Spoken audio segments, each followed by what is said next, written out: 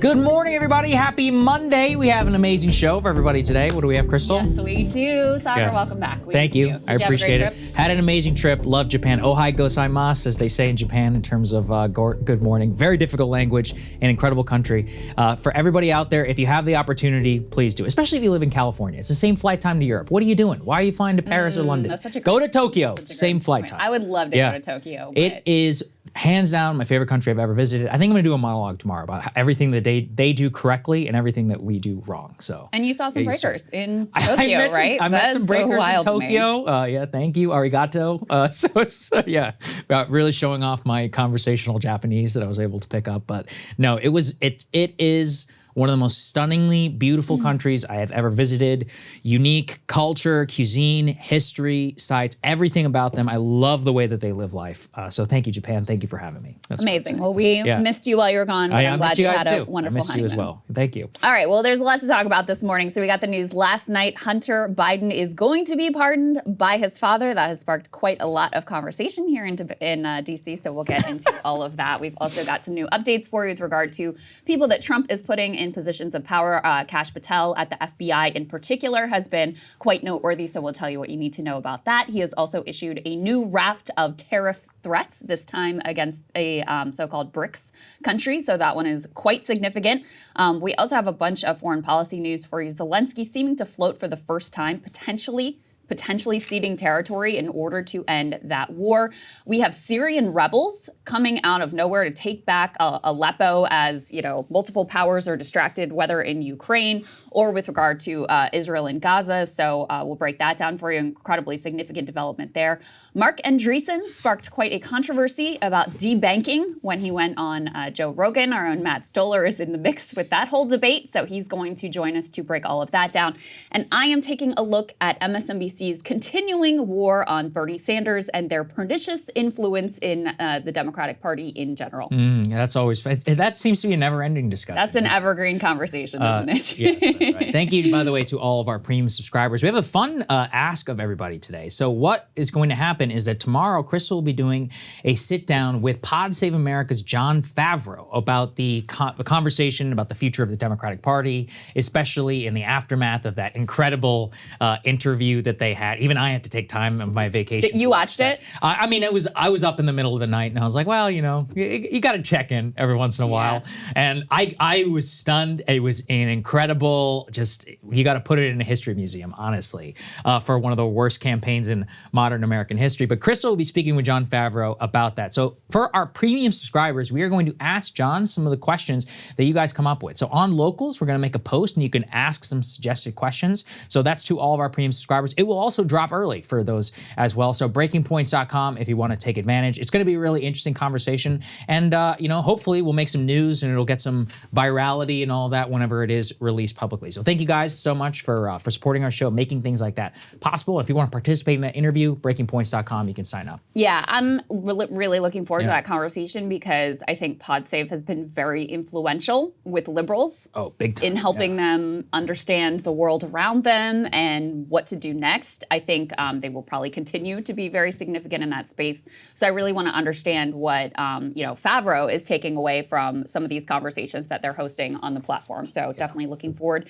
to that. And if you're not able to become a premium subscriber, if it's too much money for you, totally get it. No worries. If you could help us out just by liking and sharing our videos on YouTube, that also is a tremendous benefit to the show at a time when I think a lot of people are adjusting their news consumption habits. We would love to be part of everybody's news diet. Thank you. You're absolutely right. Not even on that, even sending the podcast episode. One of our episodes in the last several weeks went extraordinarily viral. I'm talking like 400 or 500% more downloads than normal. Idea why. We have no idea why. All we can surmise from looking at it is that it's because so many of you guys shared the podcast literally just by texting it. So if you do that, thank you. Seriously, 5-star review, all of that. I mean, I know it sounds trite, but honestly, word of mouth is the greatest marketing you can ever get. Oh, no doubt about it. It's incredible to see it in action, in the numbers and all of that. So just thank you to everybody for spreading the good word. Let's go ahead then and start though with what Krystal teased. Shocked the world world last night? Was it so shocking? President Biden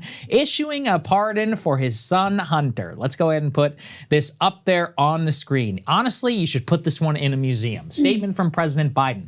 Today, I signed a pardon for my son, Hunter. From the day I took office, I said I would not interfere with the Justice Department's decision-making. I kept my word, even as I watched my son being selectively and unfairly prosecuted without aggravating factors like use in a crime, multiple purchases, or buying a weapon as a straw purchaser. People are almost never brought to trial on felony charges solely for how they filled out a gun form. As he continues, the charges in his case came about only after several of my political opponents in Congress instigated them to attack me.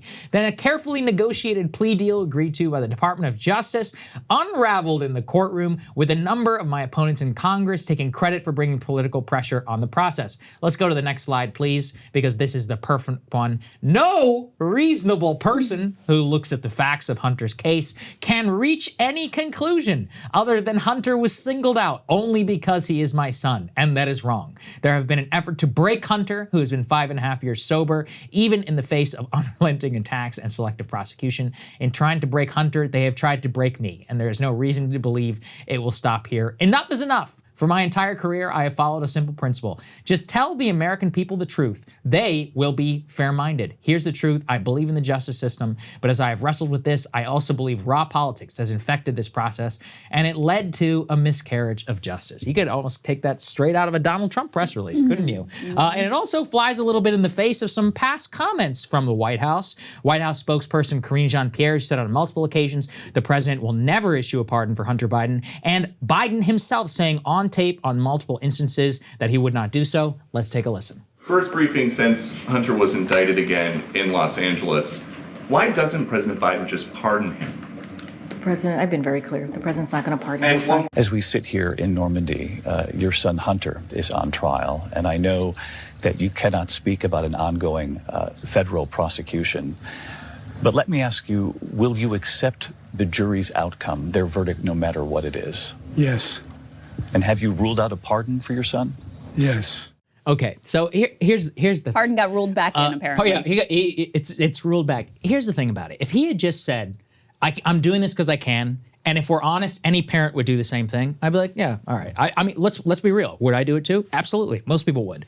But the preening, the states, there's viral tweets going around, John Harwood being like, people cannot conceive of what it is like to have a president who is so morally righteous and puts the law above his own personal interests. And then to reverse, and it just turns out you're like everybody else when you use power to further your own personal ends. Again, fine. The idea of presidential pardon is already an insane thing. Why it's exactly in the Constitution basically has to do with monarchical traditions of the early 1700s. Yeah. It's an insane tradition in the late, in 2024. And abused by basically every president. Abused by every president, literally ever. I mean, Bill Clinton pardoning Roger, Carter and his brother. I could go on forever, okay?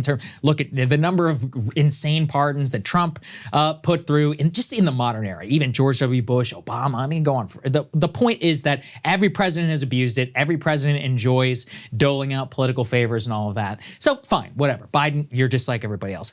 But he literally said that his role raison d'etre was that he is not Donald Trump, is that he respects the rule of law, is that he will respect the jury's decision. So the little juxtaposition there, especially in light of what is very obviously to come with Donald Trump, just makes it seem a little bit, I'll just put it this way. Now the Democrats are in a tough bind because they made this whole rule of law, Trump it's ridiculous, miscarriage of justice, etc. So when Trump comes in, he's going to pardon all of these January 6 people and all these other folks politically who are beneficial to him or who he's decided. What are they going to say? It's like, you're full of shit, and you always were. So that's fine. I actually appreciate the nakedness of all of it, but I'm sure this is a moral crisis for the New York Times reader and for a few others. They're like, wait, that's not who you told me he was. And see, that's the part that it's very hard for me sometimes to wrap my head around DC morals, because I do see a lot of liberals who are shocked and appalled by this Biden decision.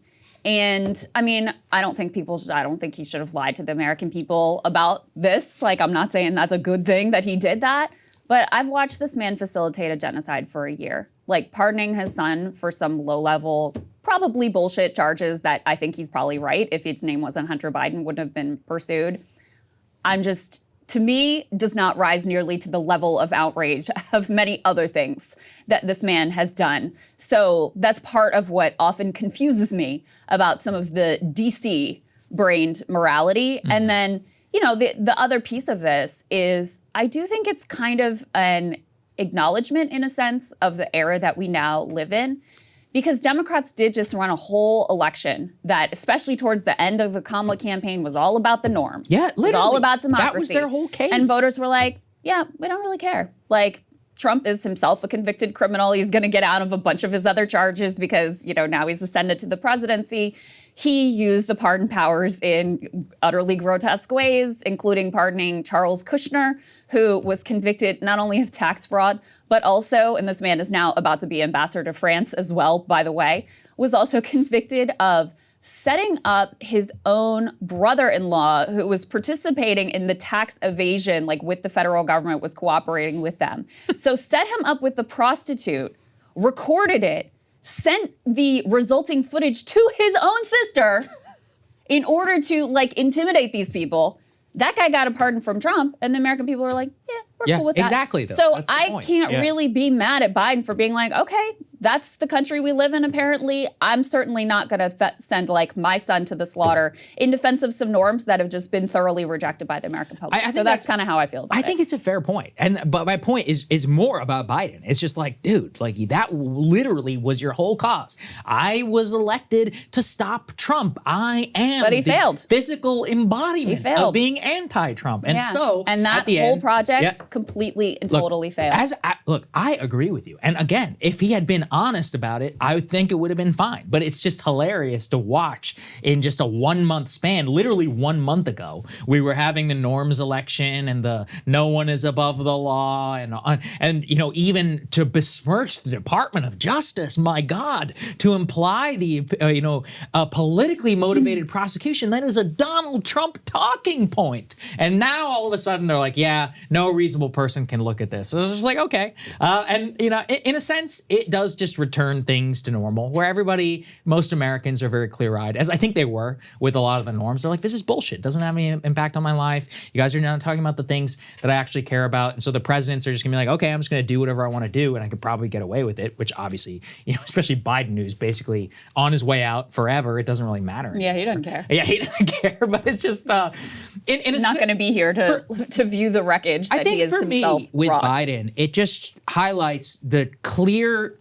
image of who he always was to people like us, but to Washington could never accept. His decision to not step down from the presidency much earlier and allow a primary is one of the most selfish decisions from a party level in modern American history. Yeah. He is a villain. If we look at his foreign policy, if we look at his sole purpose was to defeat Donald Trump, it didn't work. He decided to appoint Kamala Harris. He didn't back a primary, even though he personally knew and probably thought she would never win. He did it anyways. Every single decision he's ever made has been selfish. That's his entire record. Right. So if you were watching this show, no, this wouldn't surprise you. But I think, again, for the New York Times liberals, for the congressmen, for the people, some of these people, they believed it, right? And they voted for him, per se, for exactly why, especially back in 2020. And it's like, oh, dude, you're just like everybody else. So anyway, welcome to Washington. Yeah. It's exactly the same as it always was. I remember all the, glowing statements about what a hero he was. Oh, when we were at the DNC, it was nauseating. It's like he's like the greatest American who's ever lived. Abraham Lincoln, apparently. Yeah, that's really how they portrayed him. And it was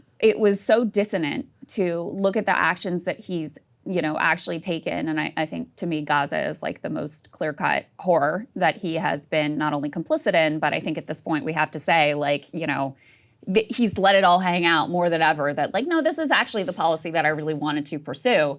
And all of the feints in the other direction of, oh, I really want a ceasefire, that was actually the political manipulation. But in any case, so I think we've been very clear-eyed in the show about who he really is.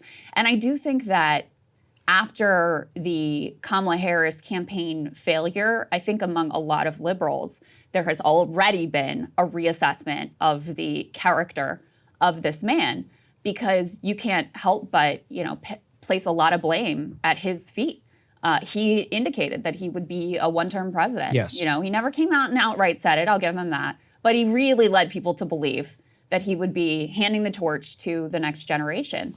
And then once he got in there, out of selfishness and narcissism and arrogance, and a lot of people, yes men around him, et cetera, he decides, no, I wanna hang on to power, blocks the Democratic primary, you know, stays in as long as he possibly can, and does end up hobbling Democrats and then, you know, to add insult to injury, locked them into Kamala Harris as the choice. His endorsement of Kamala Harris really sort of forced her on the party and made so there was no other option. And we all knew kind of the weaknesses of her as a candidate going in. So, you know, he is right up there towards the top of the list if you want to look at, you know, who is most responsible for failing to end the Trump era. So, you know, I thought Dave Weigel made an interesting point over on Twitter. He said, yep, Biden wanting to uphold the norms, agreed to keep on a Trump-appointed prosecutor who's probing his son, create a special counsel to probe his own post-VP document retention, kept on Durham so he could finish a Trump-ordered probe of 2016. What did he get? Nothing. So here he goes. And I do think that sort of gets to my sense that this is the era that we're in now. And it's like, okay, you know, Democrats apparently embracing that as well. Yeah. So there you go. All right. Well, I guess it was all a lie this entire time. Cool. Really enjoy. I mean, look, it's always been that way. In a sense, again, it's actually very gratifying to be like, finally, people can just see it. You know, the people who've been shoving this down. Oh, he's such a hero. He's above the law. He's the most moral man who's ever lived. He's Abraham Lincoln reincarnate. Such an amazing person. It's like, no, he's just like everybody else. He's a, you know, a politically egomaniacal narcissist who cares more about himself and his own family than he does about the United States. And in a certain sense, that's always been the case with most of these presidents, will continue to be the case, and that's just how it is. So in a way, thank you, Joe Biden, for just showing us the truth, and for that so much of this was BS the entire time. Hey, if you like that video, hit the like button or leave a comment below. It really helps get the show to more people. And if you'd like to get the full show ad-free and in your inbox every morning, you can sign up at breakingpoints.com. That's right. Get the full show, help support the future of independent media at breakingpoints.com.